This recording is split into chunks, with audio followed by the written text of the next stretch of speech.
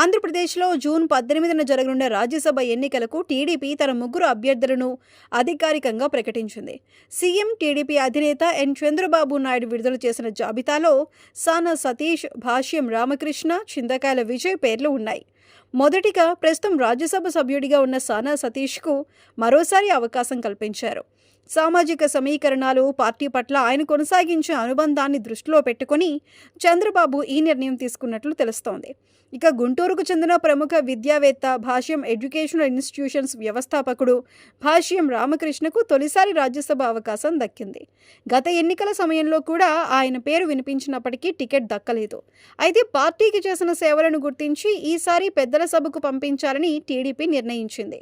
మూడో అభ్యర్థిగా ఎంపికైన చింతకాయల విజయ్ పేరు రాజకీయ వర్గాల్లో ప్రత్యేక చర్చకు దారితీసింది. టీడీపీ సోషల్ మీడియా విభాగాన్ని బలోపేతం చేయడంలో కీలక పాత్ర పోషించిన విజయ్కు పార్టీ అధిష్టానం పెద్ద గౌరవం ఇచ్చిందని నేతలు చెబుతున్నారు. ఎన్నో రాజకీయ ఒత్తిళ్లు, వివాదాలు వచ్చినా పార్టీతోనే కొనసాగిన ఆయనకు ఇది పెద్ద గుర్తింపుగా భావిస్తున్నారు. మరోవైపు ఎన్డీఏ కూటమి ఒప్పందం ప్రకారం ఆంధ్రప్రదేశ్లో ఖాళీ అవుతున్న 4 రాజ్యసభ స్థానాల్లో 3 టీడీపీకి, 1 జనసేనకు కేటాయించారు.